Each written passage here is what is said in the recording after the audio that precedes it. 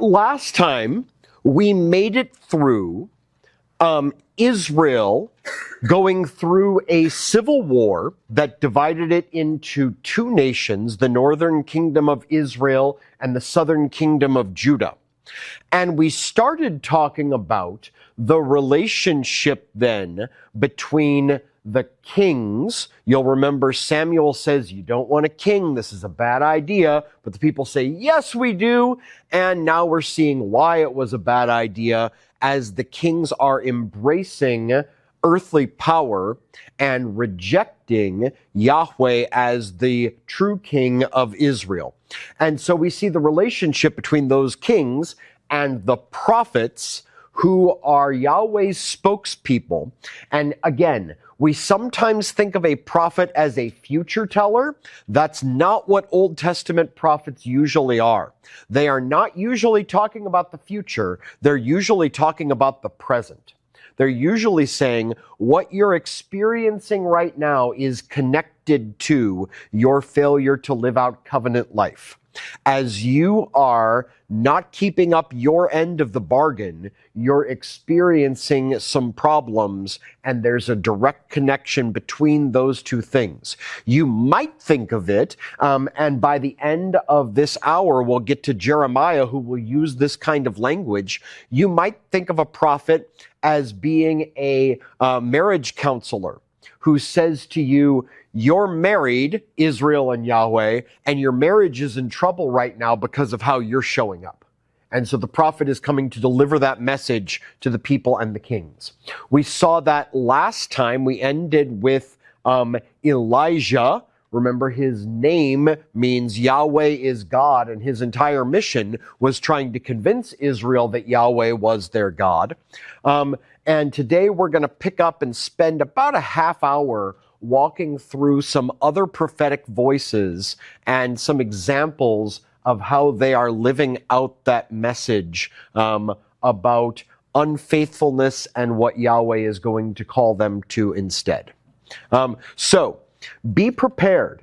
The prophets are not, as many people believe, usually telling people things are going to get bad if you don't turn around.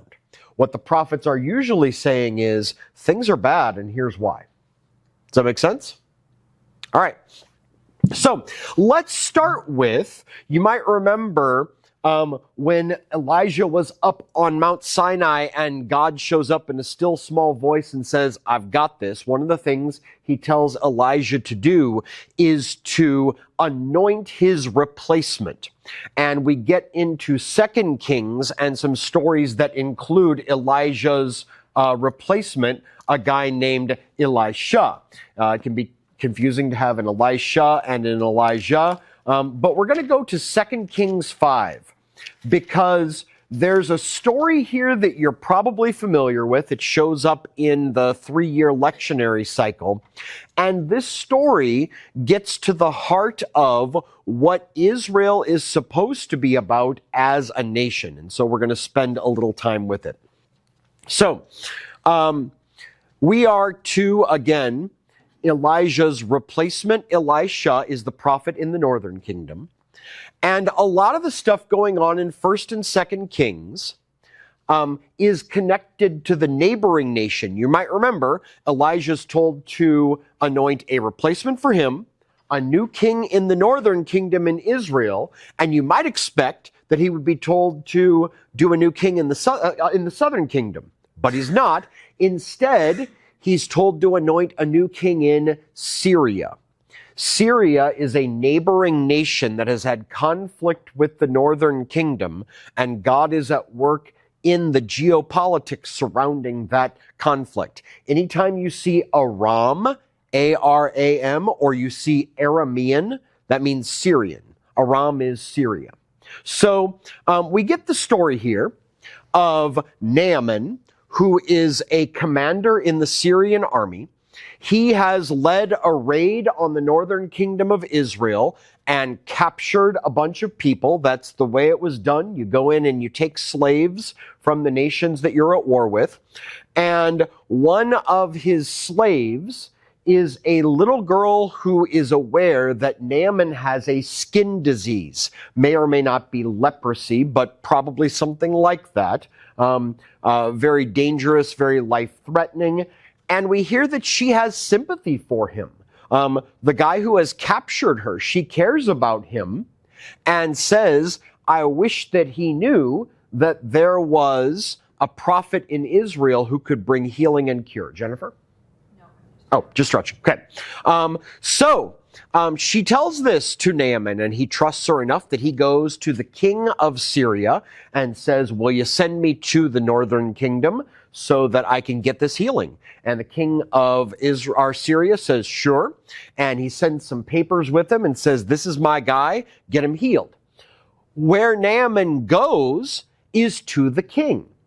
And theologically, if you're a reader here, that makes total sense. Because Yahweh's the king, and his servant, his face, is the prince, right? Who's the king in Israel, except we know that all the kings in Israel are rotten.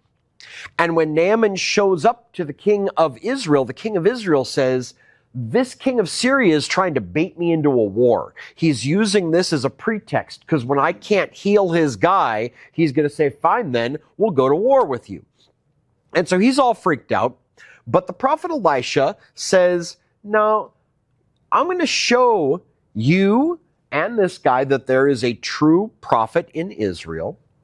Send him to me. And so Naaman is along the way to go see Elisha, and Elisha sends out a messenger. And he says, go dunk yourself 7 times, right? There's that completion number, in the Jordan River. Now, you might relate the Jordan River to what the people crossed when they moved into the Promised Land. You might relate the Jordan River to where our guy John the Baptist will be doing his ministry when we get into the Gospels. But he says, go dunk yourself 7 times. And Naaman says, they're treating me like garbage. They don't, the prophet himself doesn't even come out to see me. He doesn't show me the respect of coming out to see me. And they want me to go dunk in their dirty river. We've got better rivers than that back in Syria. And the servant of Naaman says an interesting thing. He says, if the prophet had asked you to do something difficult, you'd be all about it. But when he asks you to do something simple, you won't. And that's some interesting insight into human psychology around religion. Sometimes when it's too good to be true, we can't accept it. But if it's a message that there's something that we can do to make it happen, we're up for it. And I would suggest to you that in a faith, as we are in, that is all about a free gift of grace, it can be hard for us sometime to hear the easy word that says God just did this on our behalf, and we want religion instead. We want something that we would do to get God to do something on our behalf. I wonder if any of you before have made little bargains with God where you say, if you just do this, I'll. Right? And so the servant says, if you would have told you to do something hard, you would have done it. So why not do this thing? Naaman dunks himself in the river and indeed is healed.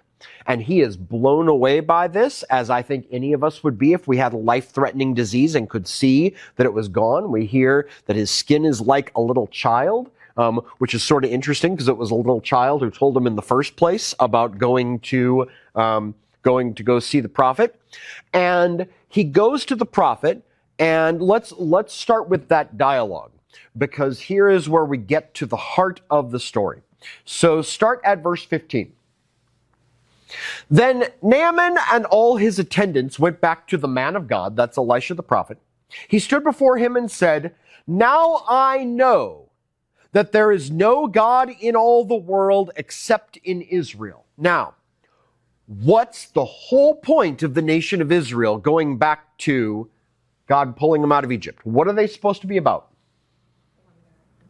Yeah, they are supposed to be about living life under God so that the nations around will see and know that this God, who was powerful enough to rescue them from the great power of Egypt, who had a heart for them, who heard their cry, who is committed to taking care of them, that this God is the God who rescues, that this God is the God who is powerful to save and to heal. By the way, when we get to the New Testament, that's the same word, to save and to heal.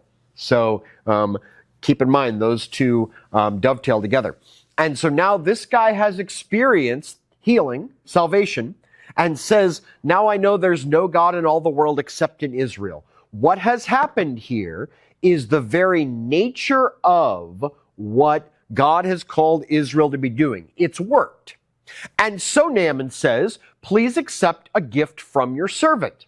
Now, there are lots of times where we feel thankful for something and we want to give a gift in response to that. I'm sure you've all done that from time to time. Elisha says, as surely as Yahweh lives whom I served, I will not accept a thing. And even though Naaman urged him, he refused. Elisha refuses to let this appear to be a thing where either Naaman's status as somebody important or his wealth has purchased something, right? He wants this only to be about the grace of God who has met him here, and he wants to be very clear, Naaman has not bought a service in any way, shape, or form.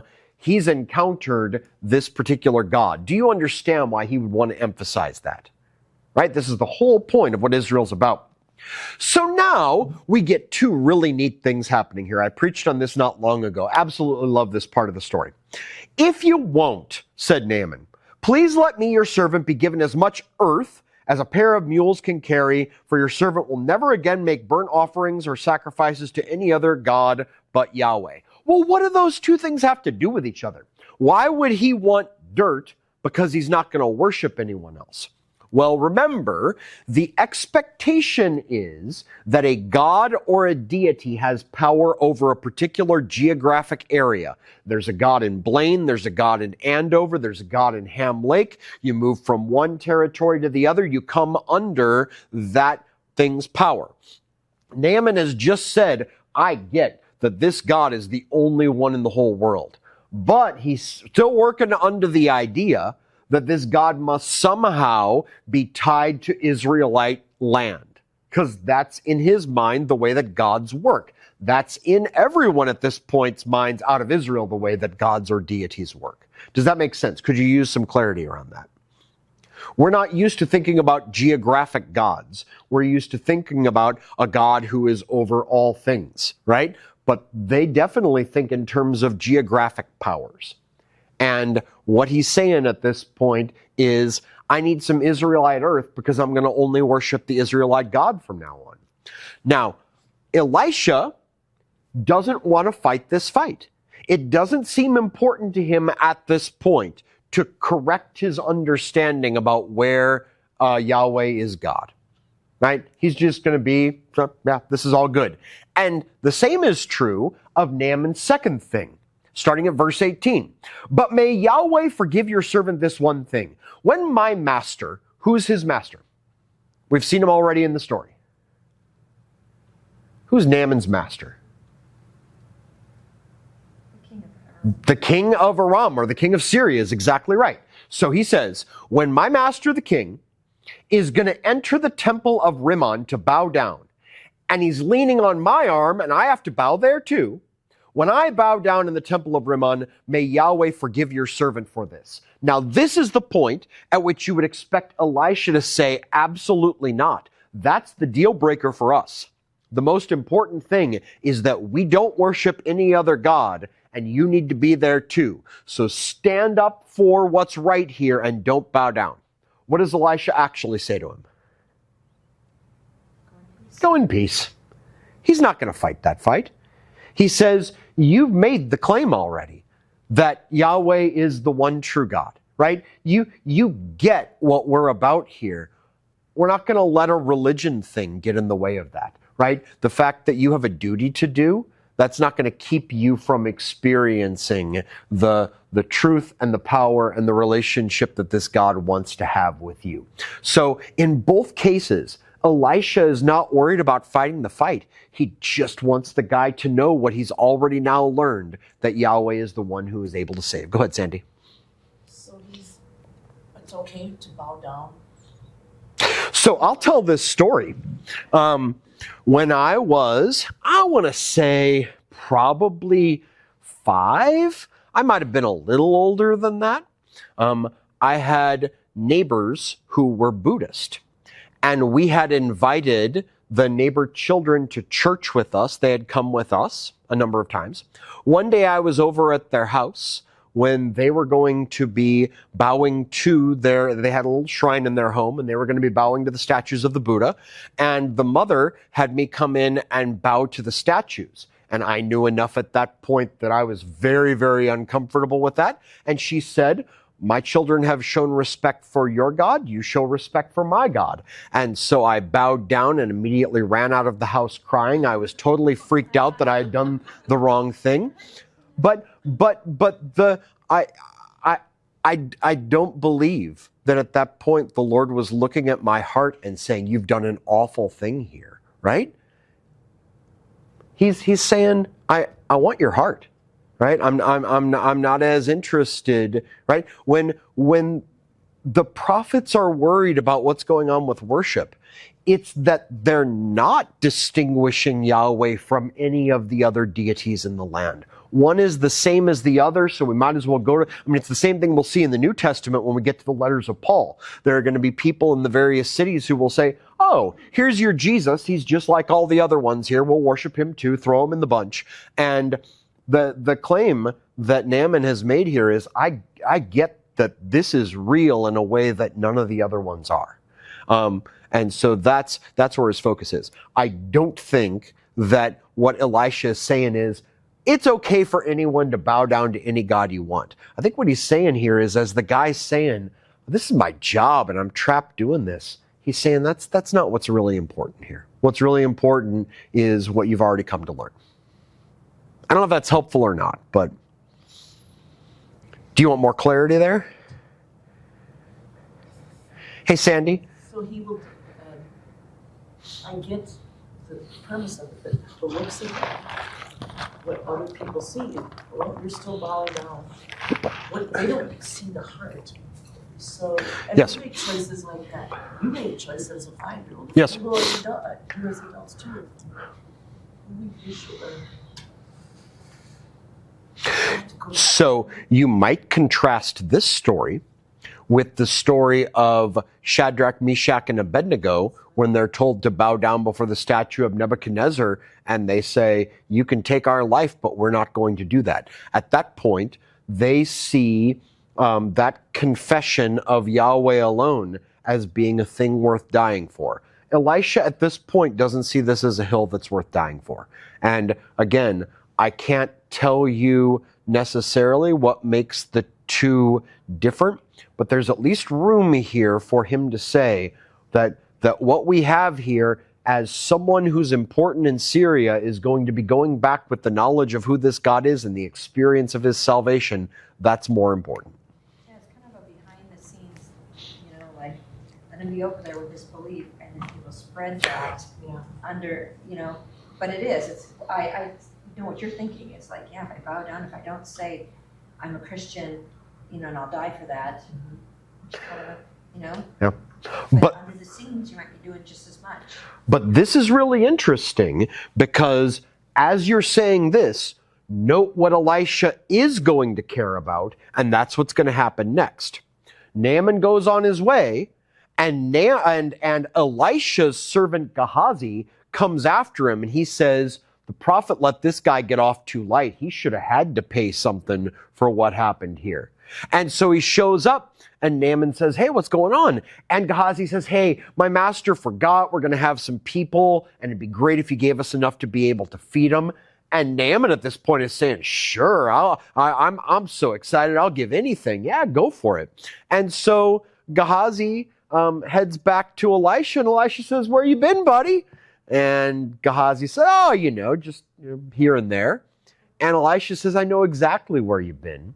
You were trying to shake the guy down, and now you've gotten in the way of the very thing that we're accomplishing here, which is to change Israel's God as being someone for hire in terms of religion into the God of all, which is what Naaman has walked away with, you've potentially gotten in the way of that. So you know what? His leprosy is yours now. So note the battle Elisha doesn't pick and the battle Elisha does pick. I think that's rather fascinating to think about. All right, there are other good Elisha stories, like when some kids are mocking him. It sounds like they're mocking him for being bald. They're really not. The prophet would have shaved his head because he's a prophet. And so when they're saying, get out of here, baldy, they're not making fun of him for that. They're making fun of him for being a prophet of Yahweh.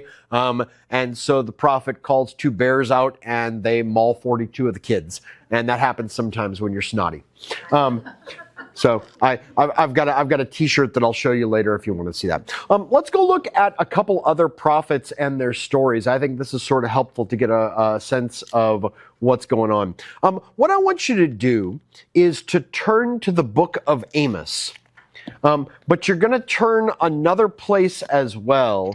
I may even decide to put it up on the screen if we can't get it done the right way. But I want you to turn to Amos. And how many of you have a study Bible? Only some of you do. So I'm gonna the map here. Are we good, Wayne?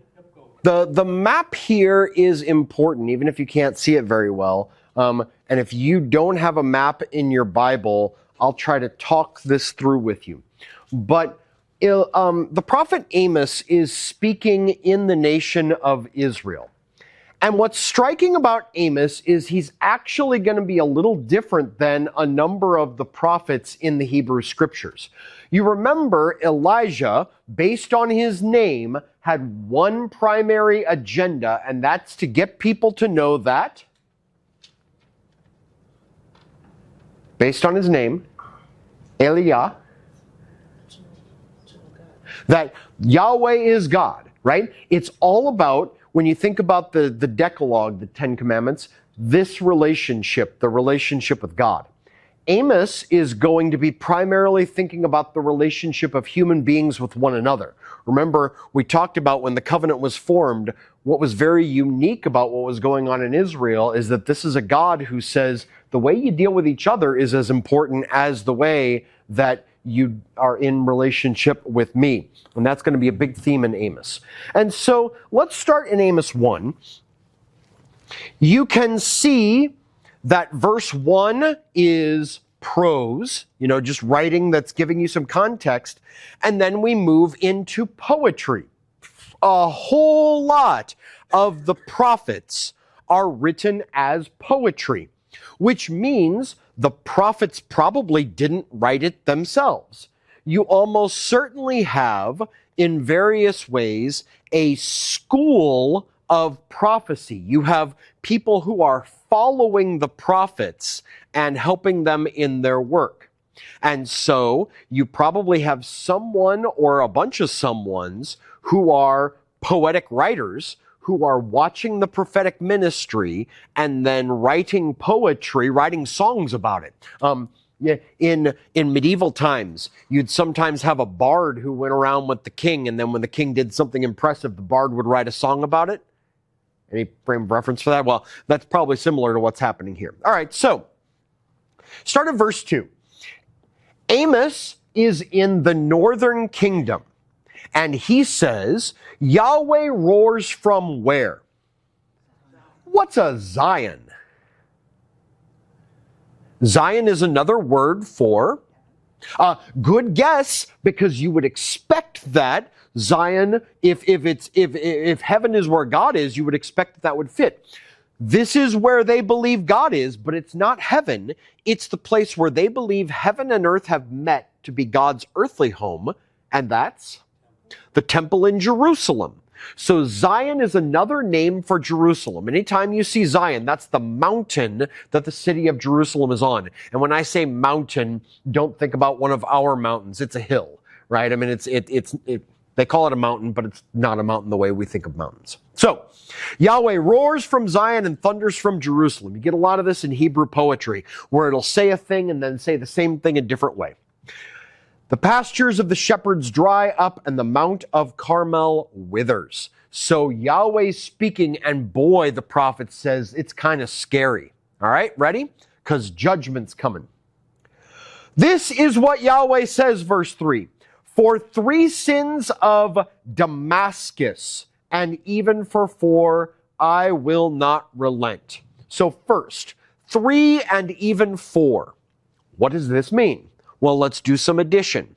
3 plus 4 is, what's 7? Completion. And so that's what he's saying with 3 and even for 4. For all of the sins of this place, Yahweh is not going to say, hey, don't worry about that, no big deal. That's his theme throughout. Yahweh is going to look at the place and say for 3 and even for 4, he's not going to ignore it. So you may not be able to see it up here, but here's Israel. Which direction is Damascus? Maybe you can't see. I'll just point them out to you because I'll assume. Sorry to say again. No, it's actually up here in Syria in the northeast. So first he points up to their enemies in the northeast. Remember, Israel has been at war with Syria. And he says, your neighbors up there, God's going to give it to them. Why? Because she threshed Gilead with sledges having iron teeth. These are chariots. He's saying they've taken their war chariots into these places and they've run over people. They've just hurt the citizenry with their armies. And so I'll send fire on the house of Hazael and I'll destroy Damascus. And at this point, the people of Israel who are listening to this, what's their reaction? How would you feel if we were in World War II and the prophet comes and says, those Germans, they're going to get it. God's going to crush them. You'd be saying, yeah, right on. Tell them, prophet. So let's move on. Verse 6. This is what Yahweh says. For 3 sins of Gaza, even for 4. Gaza is in Philistia. Have we seen conflict between Israel and the Philistines before? We sure have. Which direction is Gaza? Oh, man. Not now. Southwest. It is southwest. You know, we're going to let the map go. It is to the southwest. And so he's pointed to the northeast to the enemies. He's pointed to the southwest to the enemies. He says they're going to get it too. For 3 sins even of Gaza, even for 4, I won't relent because she took captive whole communities and sold them to Edom. This is par for the course. You raid a place, you take its resources, and you sell them. You take its people as slaves, and you sell them, and you make money that way. It's a good gig if you can get it. But the prophet says Yahweh sees this, and he's not going to withhold his wrath because of what they've done to hurt people. And so, verse 7, I'll send fire on the walls of Gaza that will consume her fortresses. I'll destroy her king, etc. Move ahead to verse 9. For 3 sins of Tyre, and even for 4, I will not relent, because she sold whole communities of captives to Edom, disregarding a treaty of brotherhood. Well, that's problematic, right? It's no good if you say, we've got a deal together. Well, never mind. We're going to raid you and sell your people. We're going to betray them. Which direction is Tyre? Northwest. And so he's looked to the northeast, he's looked to the northwest, to the southwest, he looks to the northwest. Now, verse 11. This is what Yahweh says. For 3 sins of Edom, even for 4, I will not relent. Edom is the descendants of Esau, Jacob's brother. Because he pursued his brother. Who's Esau's brother? Jacob, or Israel. Remember, Jacob has his name changed to Israel, so he's doing a little word play. He pursued his brother with a sword and slaughtered the women of the land. And so I'll send fire on them. So now we have Edom that's in the southeast. So he's gone to the northeast, the southwest, the northwest, the southeast, saying God's going to get all your enemies. And the people are like, yeah, we like this guy, right? We'll continue to listen to him. Because you may not be aware of this, but people like it when you tell them that the people they don't like are going to get it. Have any of you experienced that in the modern world? That people want to see on their thread that bad stuff's going to happen to the people they don't like? Continuing on, 13. This is what Yahweh says. for 3 sins of Ammon, even for 4 I will not relent, because he ripped open the pregnant women of Gilead in order to extend his borders. Why would you rip open the pregnant women? Yeah, they can't produce, and their kids won't grow up and come back and get revenge on you. Might as well wipe them out and make sure the next generation can't do anything about it either. And he says Yahweh sees this. Ammon to the east, they're going to get it too. 2, starting at verse 1, chapter 2, starting at verse 1. This is what Yahweh says, for 3 sins of Moab, even for 4 I will not relent. So Moab is going to be a little bit to the west, okay? It says, because he burned to ashes the bones of Edom's king. So we're talking about burning the guy to death, right? They capture him and they burn him to death to make an example of him. And so I'll send fire on Moab that will consume them. Again, the prophet's got the people all excited. But then he says, verse 4, this is what Yahweh says, for 3 sins of Judah, even for 4, I will not relent. Now again, where is the prophet preaching? He's preaching in Israel, the northern kingdom. It would be as if there was a civil war in the United States, which there was. Imagine the South won, and the guy's up in, let's say New York, and he's talking about the people down in Georgia and saying they're going to get it. But you still have relatives down there. Now the prophet's hitting a little too close to home when he says that the people of Judah, verse 4, have rejected the law of Yahweh and not kept his decrees. They've been led astray by false gods, the gods their ancestor followed. I'll set fire on Judah and consume the fortresses of Jerusalem. And then he hits his punchline. This is what Yahweh says for 3 sins of Israel, and even for 4. Well, they've been pretty happy up until now. But now he says, you're no different than the nations around you, which is really fascinating because think back to Moses. What are the people supposed to be? A holy nation. What does holy mean? Set apart. You're supposed to be different from the nations around. And by pointing in all these directions and saying God's judgment is coming on all your enemies because of what they've done, you're just like them. Because what have you done?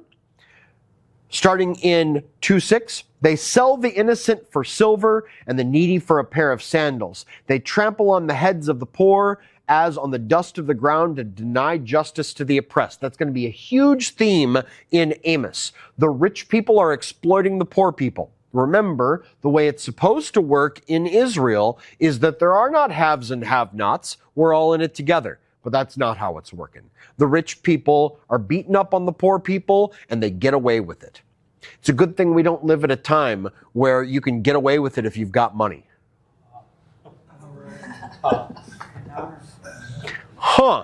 Interesting. So, father and son use the same girl and so profane my holy name. Now, they are not suggesting that in the quiet of their own home that they're sharing a woman together. Where are they sharing a woman together? At the shrines of other gods. They're sharing a shrine prostitute because that's how they're going to get that particular god's attention. Remember, they have sex with the shrine prostitute, then the deities start having sex and the rain falls, right? And so they're saying, you guys are doing what the other nations do. You're using these temple prostitutes to worship other gods. So they lie down beside every altar on garments taken in pledge. On the house of their God, they drink wine taken as fines. And so I'm going to crush you. And this is what he says is coming. Because you have beaten up the people that you're supposed to be taking care of, the widow, the orphan, the immigrant, and because you're continuing to show up in ways that are just like the other nations in terms of your worship of other gods, it's going to come to an end. So turn ahead to Amos chapter 5.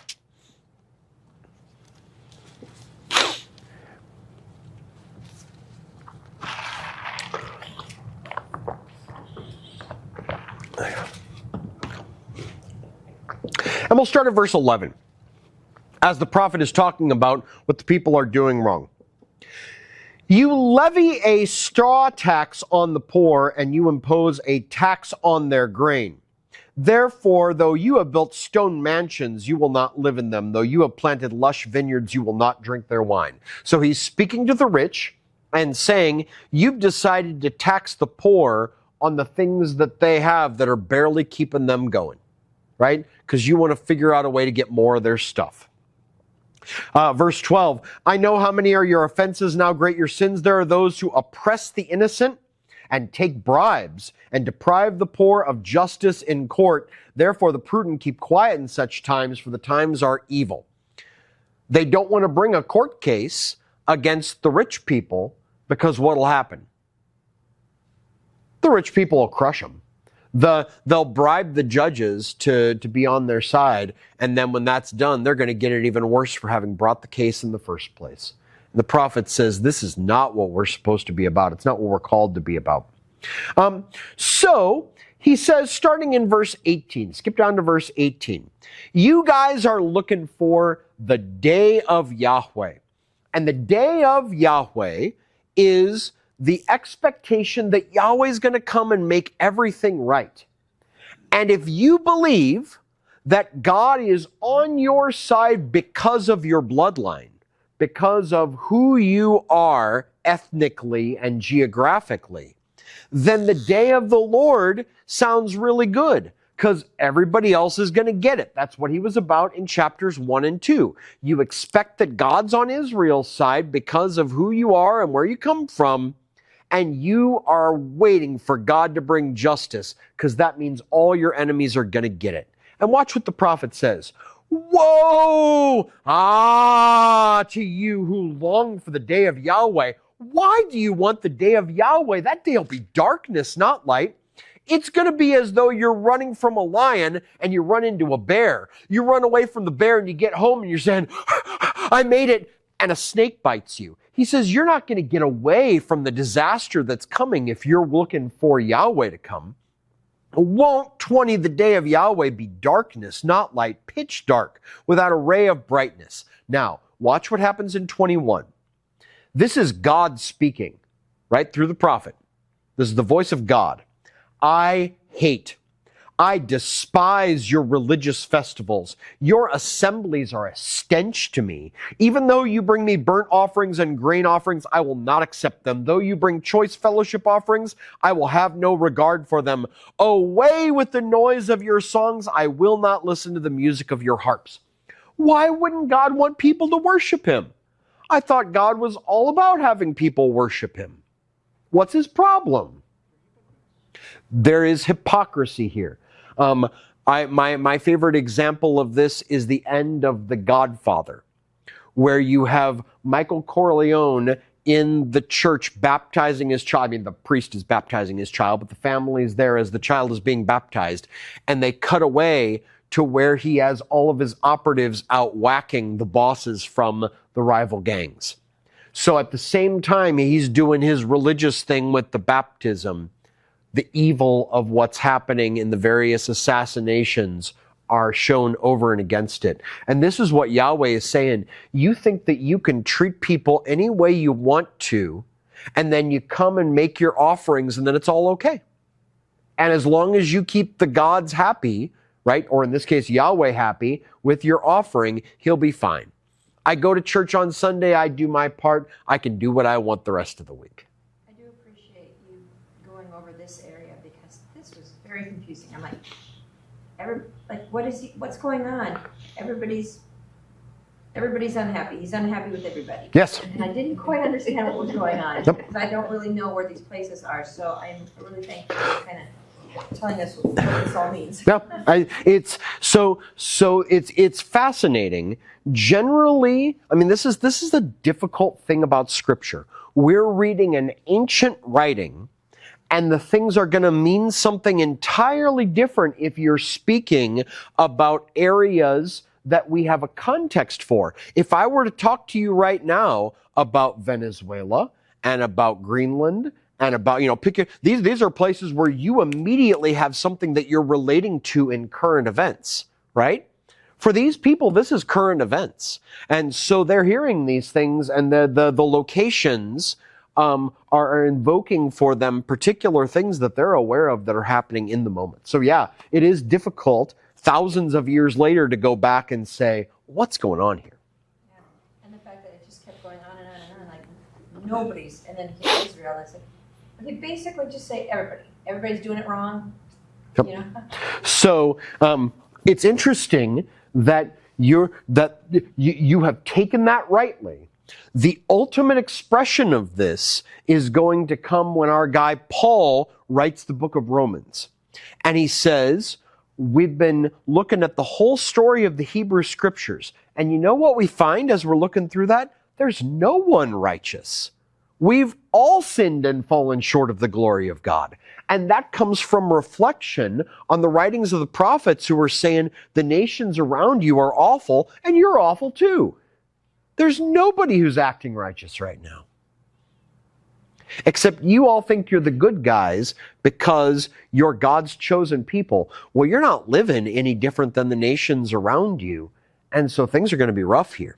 And so again, he says, I don't want a relationship with my people, God says, that is only about you doing religion. It's only about you doing the sacrifices and singing the songs. That's garbage to me. And it is hypocritical, he says. So what does he want? Verse 24. But let justice roll on like a river, righteousness like a never-failing stream. He says, you've got to fix the way you're dealing with people around you. You've got to fix the way you're dealing with my image bearers, because the religious practices are not going to get it done. The people around you matter. And so Amos here is taking a shot at what we call the second table of the Decalogue, where God is saying how you deal with the human beings around you is an important part of your relationship with me. I mentioned this last time, but there's a scene in Amos where the prophet is confronting the king, and the king says, go make your money somewhere else. And he says, I'm not a professional prophet like the people around you. God's given me this message, and I've got no choice but to share it with you. I'm not in this for the money. I gotta speak this word because you're blowing it. So we have a picture of what prophets are up to here. Let's move to a very different prophetic story. And this became this became a book that was challenging as people were asking, how do we read the Bible? And in part, it's because it's written to be a very different kind of book than, for example, the book of Amos. So let's go to Jonah.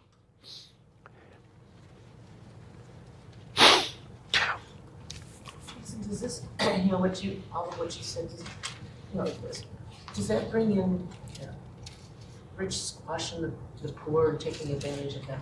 You know, socialism? I mean, I don't know another word. You take care of everybody? Is that, does it lean itself to governance? So let's distinguish two things.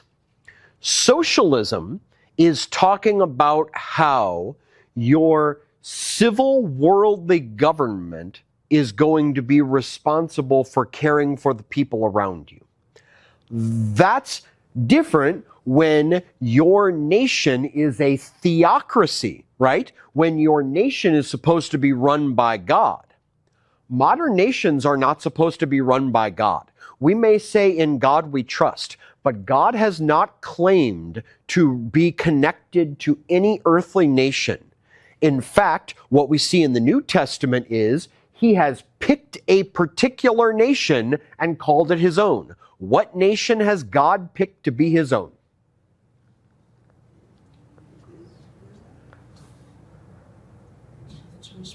Jewish people. The church. This is what Peter says when he says, but you are a holy nation, a royal priesthood, a people belonging to God, that you may declare the praises of him who called you out of darkness into his wonderful light. God is not connected to any earthly nation. He is connected to the heavenly nation that is the body of Christ. He says, that's where I'm aligned. And so it is in living out our life as church that we are a nation that is under God. So the Jewish people, the chosen, that's a different thing. The chosen people. So Paul will go down this road in Romans 9 through 11 and say, God has made promises to Israel, and those promises stick. God's gifts and his call are irrevocable. They can't be taken back. But the third covenant's dead. I mean, well, we haven't gotten to that yet, but the third covenant is over and done with. Israel is no longer in that covenant relationship with God. They broke that covenant. We'll get to that in Jeremiah. They broke that covenant, though I was a husband to them. That's done. God's promise through Abram is that he is going to bring blessing to all of Abram's descendants. That's still in play, but not this national promise that comes at Sinai. That's over and done with. There is no earthly nation that God is aligned to or aligned with. And we have made that mistake in a lot of ways. That's not the way the scriptures talk. It speaks of God having established something new with the body of Christ, which will be the way that he brings the blessings that he intends. We should have that conversation at length in a different context, but yeah, we'll push on from here. All right, so let's talk more. Jonah is operating at a time when the Assyrian Empire is the great empire in the world, or at least in the Western world. Have any of you had a hangnail before? Hangnails are not comfortable. Do you know why hangnails are not comfortable? That's exactly, Wayne hit it on the head. You have exposed a lot of nerve endings by that piece of skin being gone. The Assyrians, as they took over various nations, perfected a practice called flaying. And what you do when you flay someone is to cut a piece of skin and then you pull it all the way back until all of the nerve endings are exposed, and you do that over their entire body. Usually they die of shock. Usually as you have exposed that much, that's the means of their death. It doesn't sound like a pretty way to go. Why would you flay people when you take them over? Well, it's terror. Then the next village you go to, when you say, we're going to stomp you, and guess what's going to happen? They say, no, we surrender. We bow. And so they would go forth to war with the head of the king they have just conquered up on a pole in front of them, as if to say, you've got a decision maker in there trying to decide what you're going to do. Here's what happened to the last decision maker. These people are horrific in terms of the terror that they are going to bring. The capital city of Assyria is a place called Nineveh. God says to Jonah, I want you to go to Nineveh and tell them they're doing it all wrong. What do you think's going to happen to the prophet when he goes to Nineveh and tells the people who have perfected flaying and who are all about torture and torment that they're doing it wrong? That's a scary proposition. So that's what sets us up for the story of Jonah. The word of Yahweh came to Jonah, son of Amittai. Go to the great city of Nineveh and preach against it, because its wickedness has come up before me. But Jonah ran away from Yahweh and headed to Tarshish. And at that point you're saying, well, that's understandable, right? He wouldn't want that to happen. So he goes the other way, gets on a ship. God sends a great storm. There are sailors on the ship who are not followers of Yahweh, and they start trying to figure out which God has been upset that's caused this storm to happen. Jonah says, I can tell you right now, it's my God who's upset. You got to throw me off the ship. They don't want to do it. Finally, they relent. Say, okay, we got no other choice. We'll throw you off, and the storm stops. And at that point, they come to recognize, guess what? that Yahweh is the true God and they worship him. So even in this guy being thrown into death, God has let it be known that he is the true God. Well, Jonah gets thrown into the water and gets swallowed by a fish, and he's going to survive in the fish's belly. And that's not the weirdest thing that happens in this story by far. This is set up to sound like a farce. It's set up to sound like something that's incredibly fantastical, and there's a point to that. In making it so weird, the author is doing something here. And so let's watch what happens. Inside the fish, Jonah says, God, you rescued me, I called upon you, and you took care of me. Which is going to be very interesting as the story goes on, because the fish is going to spit Jonah out. Jonah's going to go to the city of Nineveh like he was told to do in the first place. And it says it takes him 3 days, because the city is so large, to walk through the city. And when he walks through the city, he gives the shortest sermon we have in the Bible. Ready for the sermon? 40 more days and Nineveh will be overthrown. Mic drop. That's it. You guys are going to get it. And he's done. What's the reaction to his message? Not only does everyone believe him and believe God, verse 5, but all of them, from the greatest to the least, put on sackcloth. The king puts out a decree that not only should the people wear sackcloth in repentance, but they should put the sackcloth on the animals too. You as the reader are supposed to laugh at this point. They're putting sackcloth on the donkeys and the cows. It's absurd. This is not written in a way that makes you say, oh, this is a very serious thing. This is making you say, this is stupid. This would never happen. Watch what comes of it. The people all repent because of this message. Chapter 4. But to Jonah, this seemed very wrong, and he became angry. He prayed to Yahweh, isn't this what I said, Yahweh, when I was still at home? Here's your punchline. This is why I wanted to forestall by fleeing to Tarshish. I knew that you're a gracious God and compassionate, slow to anger and abounding in love, a God who relents from sending calamity. Now, Yahweh, just kill me. You expected that Jonah was running away because he didn't want to get hurt by the Assyrians. He says, I don't want you to forgive them. I know your heart. You're going to forgive these people. I don't want them to get forgiven. I want them to get it. I want them to get crushed by your judgment. And I know that if I go in there and preach, you're going to be merciful to them. And that's not okay. They don't deserve your mercy. So, Jonah's sitting there just hoping that God's going to do something. And it's hot out. And remember, the prophets often have bald heads. So the sun's beating down, probably on his bald head. And he's miserable out there. So God makes a big vine grow up over him. And Jonah's a little bit better then. And then the vine dies. And God says, hey, you're not happy about that vine dying, are you? And Jonah says, no, I'm mad enough to die at this point.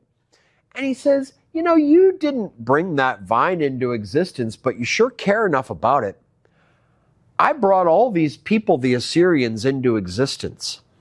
And shouldn't I care about their welfare?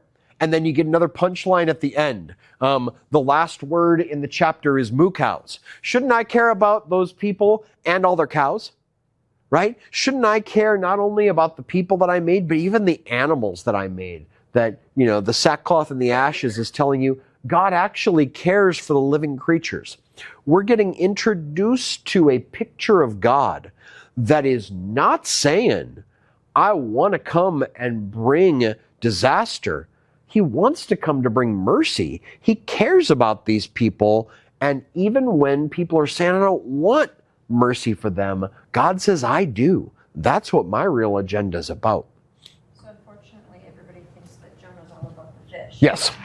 And nobody gets compassion. Yes.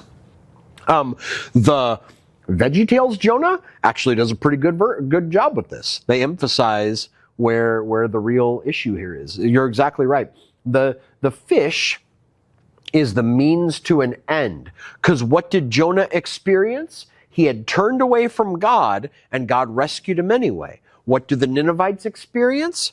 They turn away from God, and God rescued them anyway. And Jonah says, it's okay for me, it's not okay for them. Can you think of a character in Scripture that says, you're going to be forgiven by God, so forgive the people around you too? Oh, that character's God when he shows up in the flesh, right? In Jesus, who's going to be saying the same thing. He's showing you this is the heart of God. Mercy for the people you don't want mercy for. Huh. Comprehensible. I mean, the judgment, the mercy, all in one person. Yes. Yep. Well, This really happened, or do you think this is more of like a story?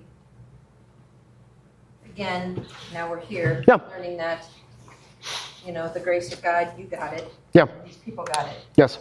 Versus there's this big fish, and it's about Jonah and the fish. Yeah. So I will say this, recognizing that I'm on camera, and you're welcome to press charges against me at this point. Feel free.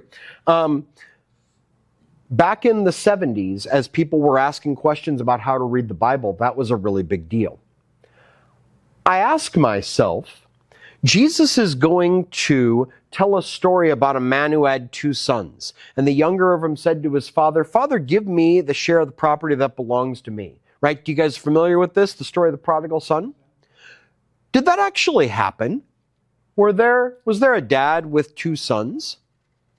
Well, Jesus told parables. He told stories to communicate things about God.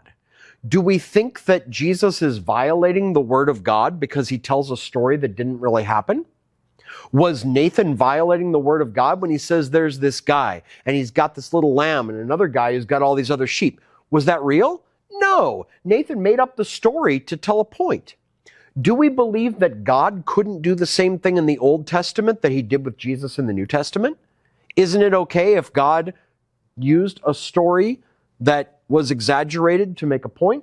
Now, maybe that happened, maybe it didn't. But for me, it does not shake my belief that this is the inspired word of God, that the same thing that Jesus was doing in terms of using stories that might not have happened the way that they're written here, are communicating a point in the way that he did when he was preaching on earth. For some people, that's really problematic. Because they say, well, if the fish didn't really swallow him, how do we know that Jesus really died and was risen from the dead?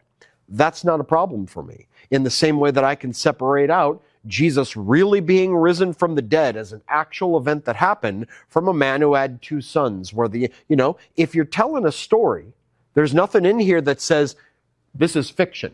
But there's nothing in the parables that says they're fiction either, and we trust that they are.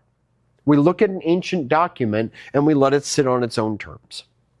So that's going to be a problematic stance for some people. There are, again, I say being brought up on charges, there are some in Synod who would say, you cannot be a pastor if you're going to take that approach. That's okay. If I got to go that way, I got to go that way. But there's nothing in here that says that this is to be read like a newspaper article. And in fact, there's plenty in here that seems to be intentionally poking the bear in terms of saying this is absurd, and I want you to get that it's absurd because God's mercy is absurd. Because what God is doing the most absurd thing that happens in the story is that everybody in the in the city of Nineveh repents.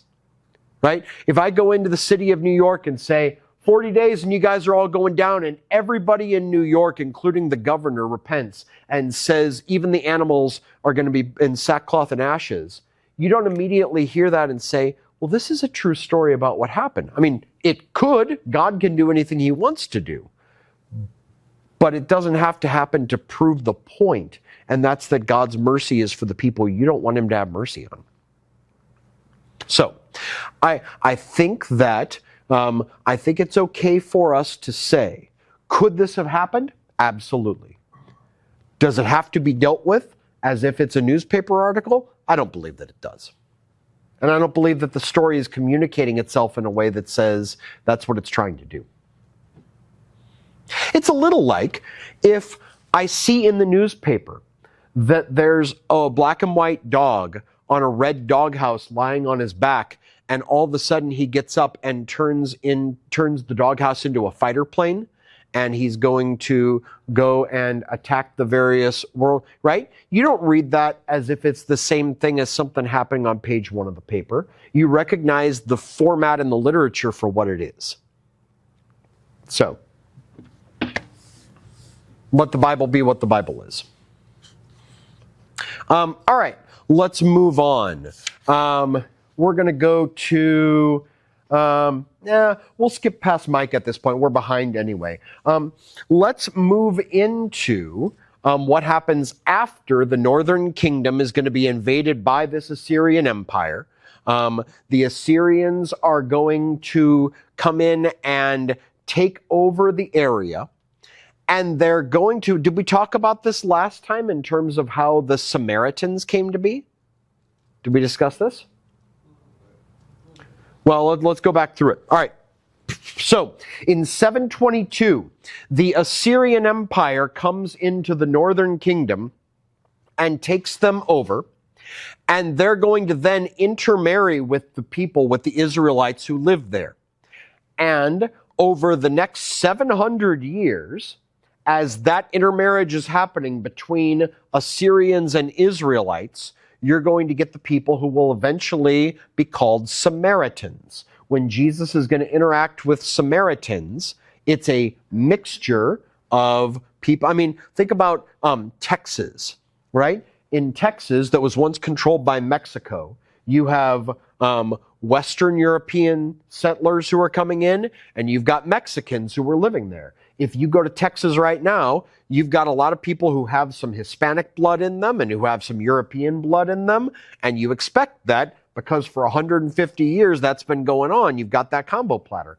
700 years is the distance between Assyria taking over Israel and the folks who are going to be there when Jesus shows up. Right? That's a long time for these people to be intermarrying. We'll talk more about that when we get ready to move into the Gospel of Luke again. But in 2 Kings 17, the author is going to tell you why this happened. So move please to 2 Kings 17. We're going backwards in time.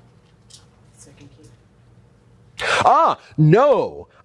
I made this point when last we met, but I'll do it again. I know it's not chronological.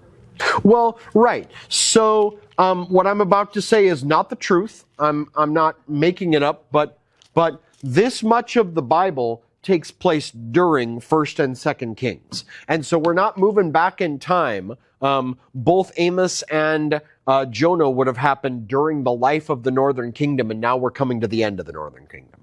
So we're coming to 722 BC. Just frame of reference. David probably lives around 1050. Solomon probably lives around 1000 and after. The Civil War takes place around 922, and the fall of Israel is 722. So it's 200 years since the Civil War that Israel's going to fall. So where are we on? we're in 2 Kings 17, and when Israel gets taken over by the Assyrians, the author is going to walk through why it happened. So we'll start at verse 7.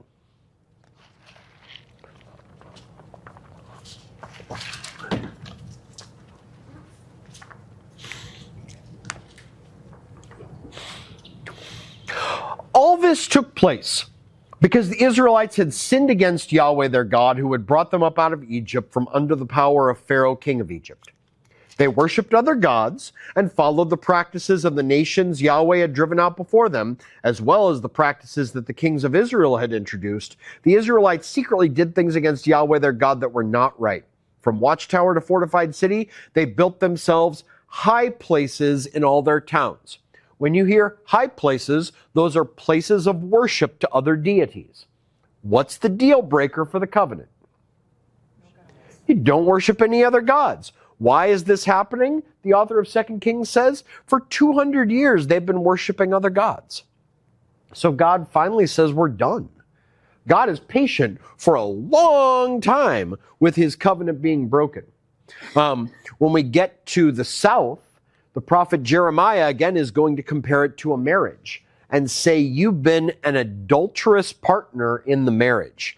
Imagine that your marital partner was committing adultery. How long would you let him get away with it? God lets him get away with it for 200 years before he brings an end to it. Okay? So, the Israelites, verse 10, they set up sacred stones and Asherah poles on every high hill and every spreading tree. At every high place they burned incense as the nations whom Yahweh had driven out before them had done. They did wicked things that aroused Yahweh's anger. They worshipped idols, though Yahweh had said, you shall not do this. Yahweh had warned Israel and Judah through his prophets and seers, turn from your evil ways, observe my commands and decrees in accordance with the entire law that I commanded your ancestors to obey, that I delivered you through my servants the prophets. But they wouldn't listen, and were as stiff-necked as their ancestors. Do you remember when Yahweh said to Moses up on the mountain, let me get rid of these people. They're a stiff-necked people. Well, now we have generations after who are just as stiff-necked, who wouldn't trust in Yahweh their God. They rejected his decrees and the covenant he made with their ancestors and the statutes he'd warned them to keep. They followed worthless idols and made themselves worthless. That's interesting. Think about I got to clean out my car. I've done it a little bit, but after traveling, I've still got some Starburst wrappers in my car. Do you think I should save the Starburst wrappers? No, they're worthless. So he says they've made these statues, and the statues are worthless, and the people became worthless too. Because to have value, you've got to be plugged into God. You remember how you made a human being in the first place? You take the earth, the dirt, and you blow God into it. You blow the Spirit of God into it. And when you're disconnected from God, the image that I appreciate is the image, for example, of an old vacuum cleaner. Okay? You plug the vacuum cleaner in, and it'll work to clean up the floor. If I cut the cord on the vacuum cleaner, how much value does the vacuum have? It's become worthless. Its entire purpose is tied into its getting energy to be able to operate. Our entire purpose as human beings is tied into our connection with the God who lives in us and moves through us. And when we're turning to other deities to take care of us, we become worthless too. In fact, the way the scripture talks about it is that we become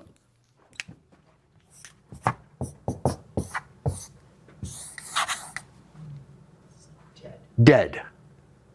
We become dead. I've used the analogy of a dead light bulb. It's not doing what it's built to do. We become dead. And the people here, they're a dead people, in the scriptural way of talking about it. They imitated the nations around them, although Yahweh had ordered them, do not do this. They forsook the commands of their God and made for themselves idols.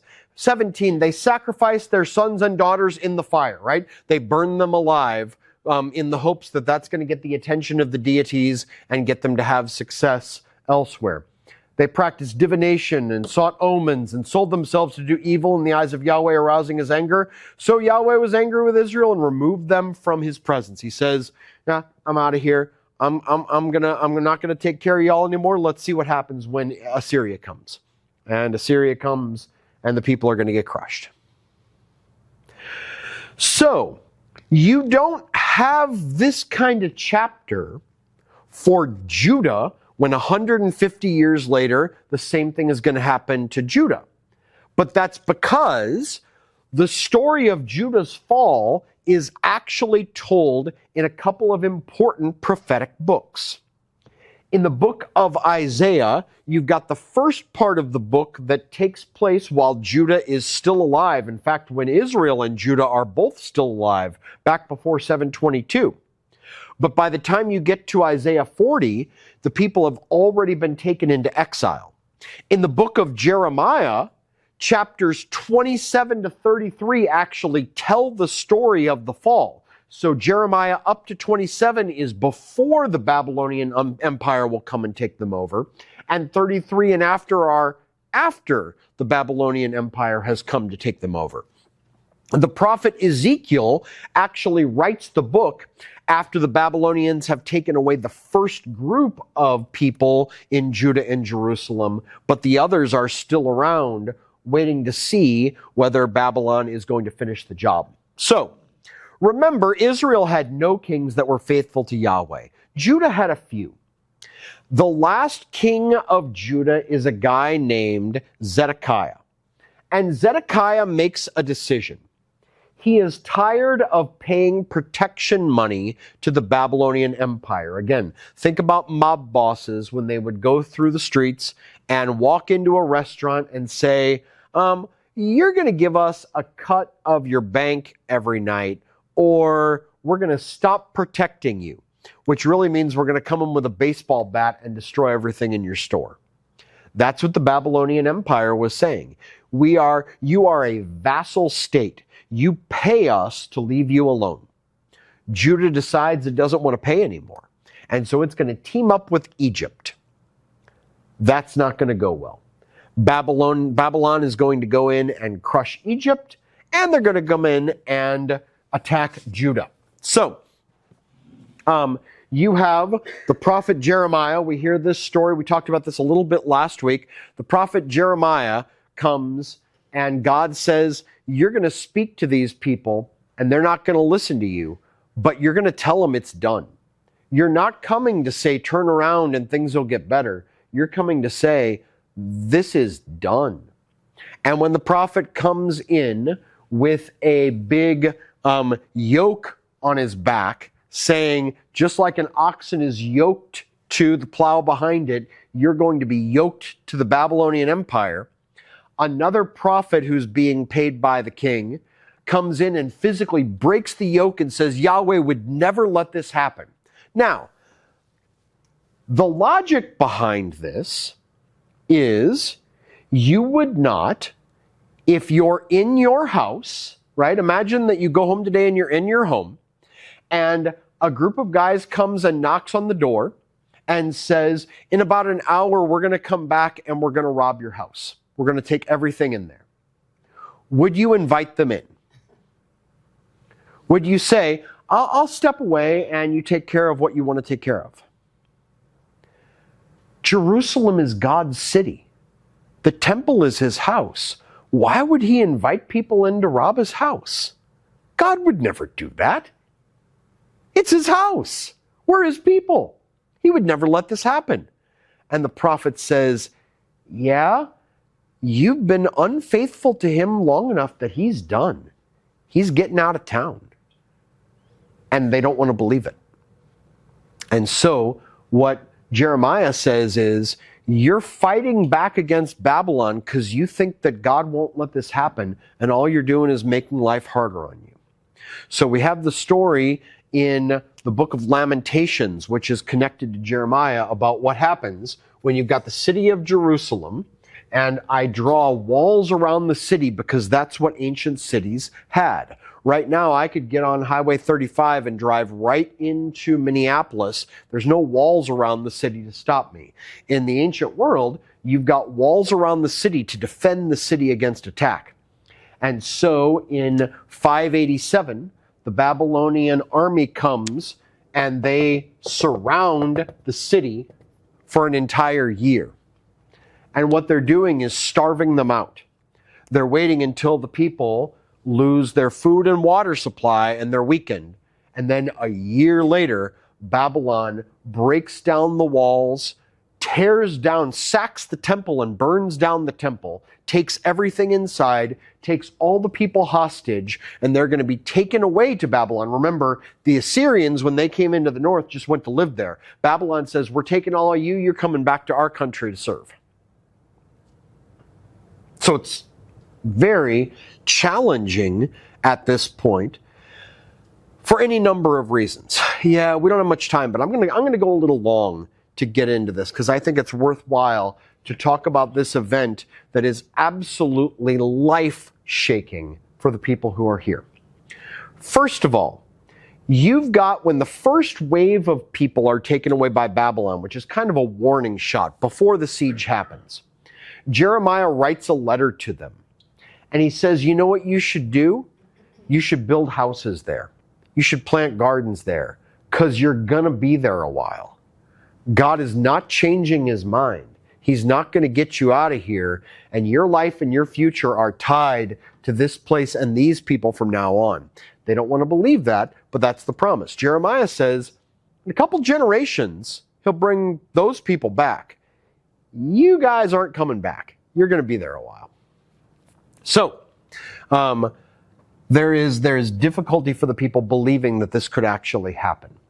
But as it does, and when it does, it's going to change everything for the Jewish people. Their worship life is centered around what? The temple is exactly right. That's where they believe the presence of God is. They don't have Bibles, right? The Bible has not yet, the Old Testament has not yet been written.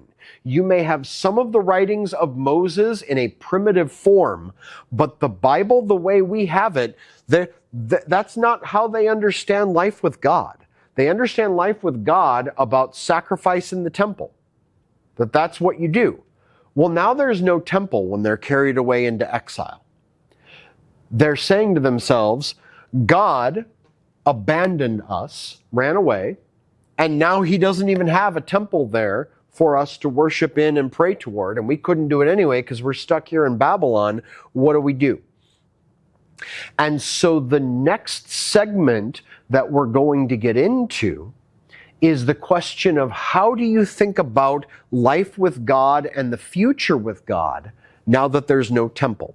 And this is the point at which, in 586, the Jews are going to become a people of the book. They're going to become a people who are tied to the writings of these prophets and historians who are looking back and saying, what happened here and why? Note that 2 Kings ends with the fall of Judah. And so if it ends with the fall of Judah, when is it written? After the fall of Judah, right? You can't write, you could write about it before it happens. The Lord could do that, but he's not. What God is doing is taking people who have lived through the fall of Judah and walking back through their history and saying, how did we get here? And that's what's happening with the prophets as well. They're looking at what happened and why. And so the Old Testament, in the form we have it, comes into existence while the people are in exile, looking back at the various traditions and stories that they've had and asking the question, how did we get to this point and what comes next? And as we move into next week, we're going to spend a little more time. I'm going to go back to the exile and talk a little more about it. And we'll go from there to what are the people looking for and hoping for as they go forward. So we really didn't get today into any of the stuff for today, the readings for today. You're welcome to go ahead for next time and read into Luke, but we won't get very far in Luke. We'll spend a lot more time next time doing the stuff that was scheduled for today. We will catch up at some point. We didn't catch up today. Thank you very much.